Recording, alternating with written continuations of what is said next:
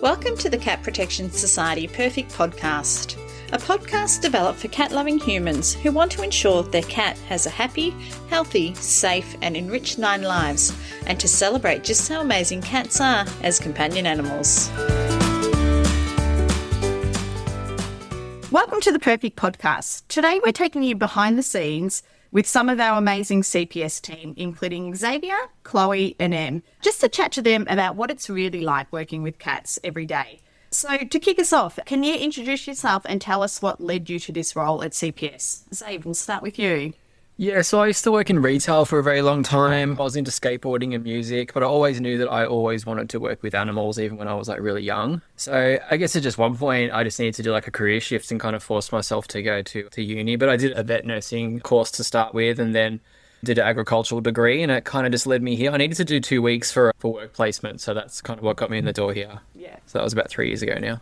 Fantastic. Chloe, tell us about yourself and what led you to the role at CPS. I've always been an animal lover. I grew up with all different types of animals, from cats to dogs. We had a chicken at one stage. So I am very well adversed when it comes to animals, and I knew that I really wanted to do something in the professional world with animals. So I went to university after completing secondary school.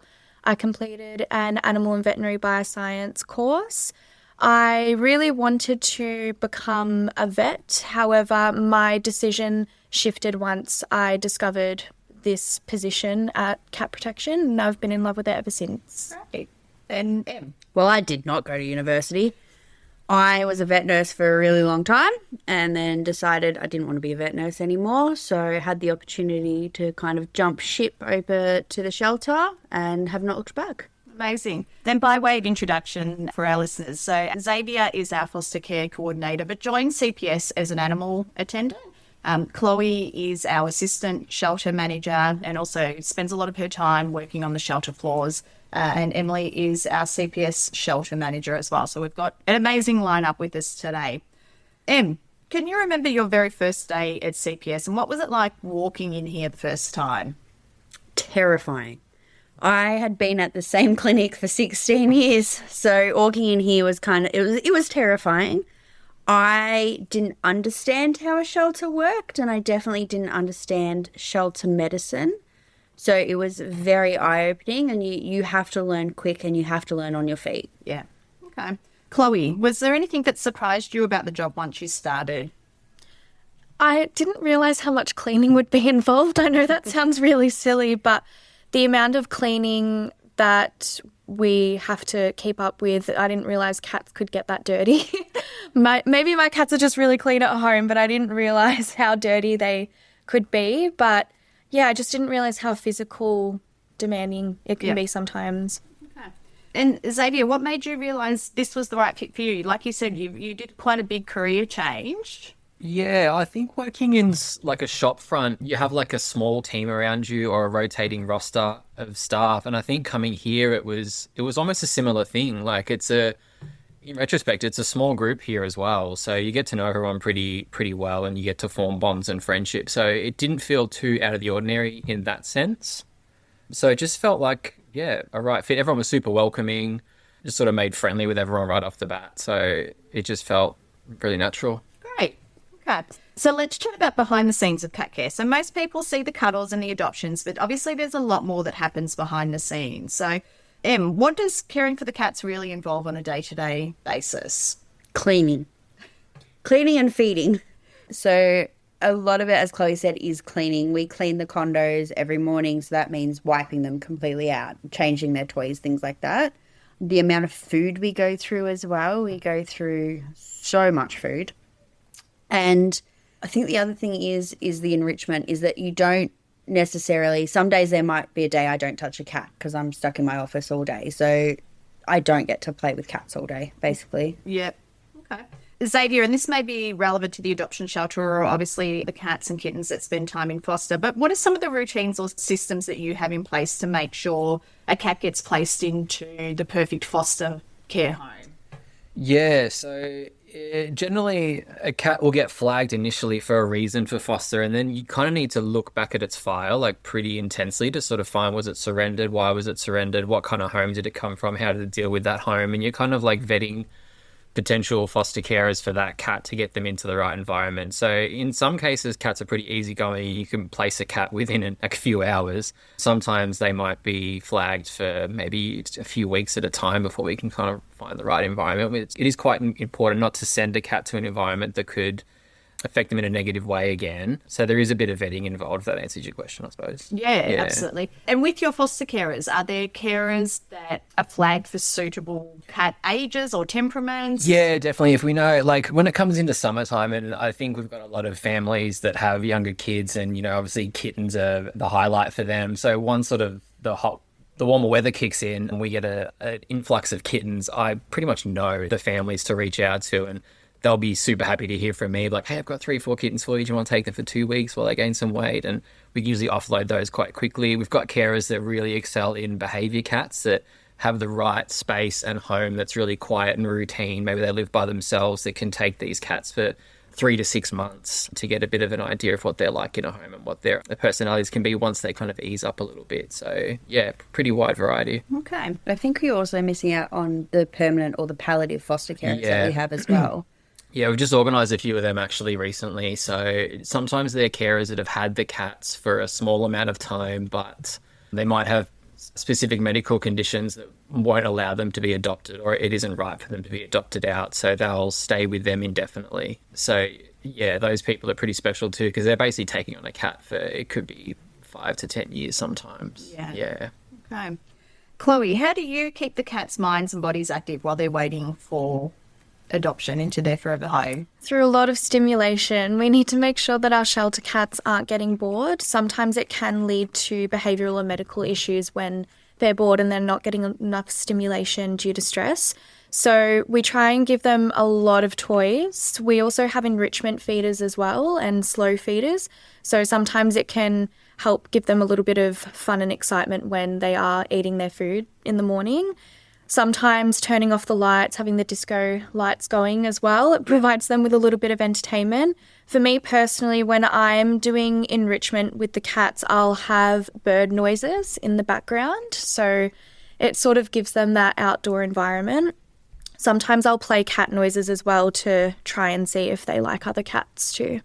I think I'm going to hate saying this, in kitten season, a lot of the behavioural cats or a lot of the timid cats will actually come out, because we might have a cat running around in adoption. So you'll find that most of our timid cats are actually out watching the kittens run around. Yeah. So they actually can provide entertainment for each other as well.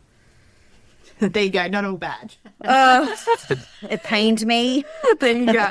All right, so working in a shelter means being part of a big team. And I think at CPS, we have about the equivalent of 40 full-time employees and then a huge volunteer army. And that staff base is everything from our animal attendants to reception to admin to vets and vet nurses. So, Em, what is it like being part of the ecosystem that is the team of CPS? I think, you can correct me if I'm wrong, guys. I think it's based on respect and trust here. We all respect each other's opinions, and we trust that the other person or that other staff member knows we can work in tandem. So there are a lot of times where Chloe and I don't even have to communicate, but I know what she's doing and she knows what I'm doing. Yeah. In adoptions as well, it's really important that we all have that baseline of what we do to make sure that every adoption is the right fit and we are giving out the correct information. And it's knowing each other's strengths. So behaviour is not my strength. I am too chaotic to do a behaviour cat, and I'm well aware of that. Whereas the more quieter and introverted people that we hear are great with behaviour cats. So we sort of know each other's strengths as well. And I know that when I do hand over a list of foster cats to Zave, I can just hand them over and go, here you go, and know that they'll find their perfect fit. Yeah. Okay. Zave, what's something that you've learned from your colleagues that's helped you become better at your job? Literally anything about cats. I never grew up with cats. When I first started working here, honestly, I couldn't tell the difference if there was some kind of discharge, if it came from the front end or the back end. So I remember having to basically get my knowledge from the ground up. So I just asked so many questions about the most random things to kind of build the information in my silly brain. I hope that answers your question. No, Literally, it absolutely does. What about you, Chloe? Is there something that you've learned from your colleagues that you'd like to share with our listeners that you think has helped you, become a better assistant shelter manager? Well, from Em's previous vet nursing background, I've learnt a lot medically from her.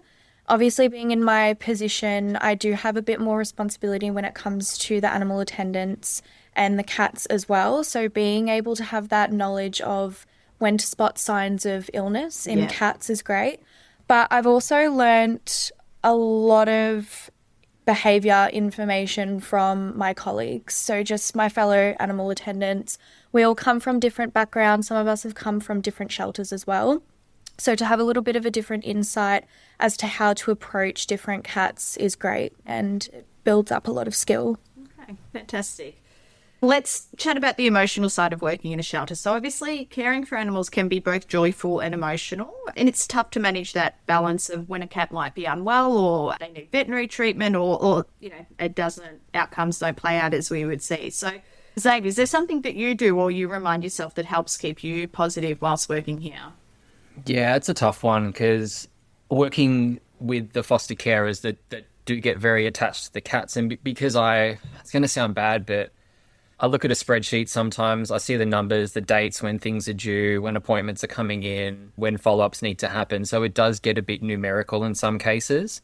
So it's really important to stop and take the time and put yourself in their shoes sometimes when the cat might need to come in for continual medical checks and it may not be looking like the greatest outcome sometimes. So I think just having to pull yourself aside a little bit and just remind yourself on a daily basis that these people are volunteering their time and they're caring so much, and just seeing it from their perspective sometimes. And, it can get quite intense here with you've got certain appointment slots to fill in and surgeries all happening in the background. So trying to fit everything in like Lego can be a bit tough, but always trying to put myself in their shoes though. So. Okay. Chloe, what about you? How do you remain positive whilst working here? I normally just go to my favourite cat in the shelter. If I'm having a bad day, I'll just go to my favourite cat and just provide them with a little bit of enrichment. But also just speaking to my co-workers as well. Sometimes it's nice to just get support from them, just to have your feelings heard and understood. But we have a really great team here. So just when I have that support from people, it just reminds me of the positive elements. Beautiful. Unicorns and lollipops.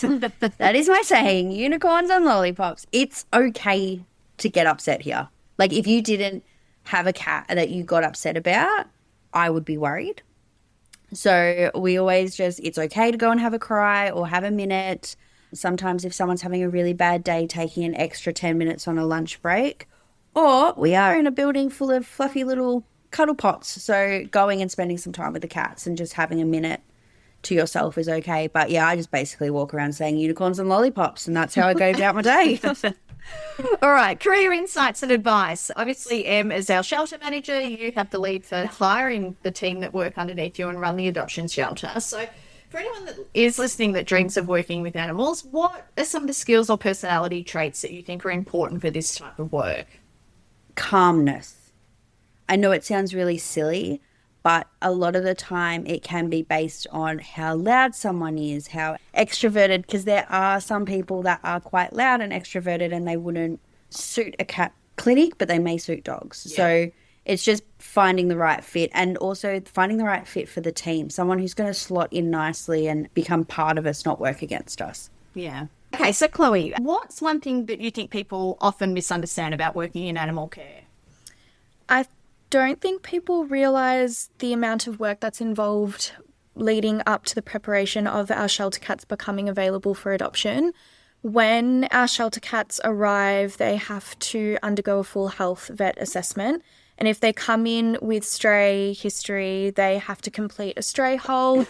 They also have to complete a vaccination hold if they come in with no vaccination history. So for all of our strays, it's quite a long process. Our average, length of stay is around 45 days. And then we also have to book them in for surgeries if needed. For many of our adult shelter cats, they have a lot of dental procedures, and it's a long recovery sometimes if they have multiple extractions. So it can honestly be over a month, sometimes a couple of months before they're actually ready to become adopted. Also, not just looking at the medical side of things, behaviourally as well. It doesn't take a week for a cat to build its trust with you, especially if they've had little to no human interaction before. And we see that with a lot of our shelter stray cats. So sometimes it can take quite a few months, and also spending time in foster as well before they arrive back in the adoption facility.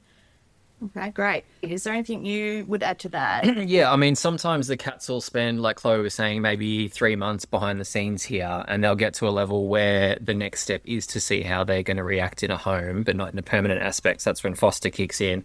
So we'll get a snapshot of what they're like here medically and what we can sort of work with, you know, one-on-one in a condo level, and then it will be maybe, 3 to 6 months in foster care to paint a picture of what they're like in a home once they get settled. And basically collating all that information, we can start to paint a picture of what a cat's personality could be like and what a forever home would entail, which helps out the adoption squad here when the cat does come back. So you can be best informed to tell potential adoptee what to expect. So those, I mean, sometimes these cats will be in our care for over a year with a process like that. So. And there's also some cats that go out to foster and can't return to the shelter because they completely shut down. So that's when we do adopt from foster. Yeah. They only have to come back when they need to as well. Yeah, precisely. Or they've got maybe a medical condition that, like we've got Katie at the moment, who's a big Mancoon, and she literally maybe can't fit in the condos here well. So it's much better for her to spend all her time with her foster care and just come in for appointments. So yeah, there's all those as well. Okay.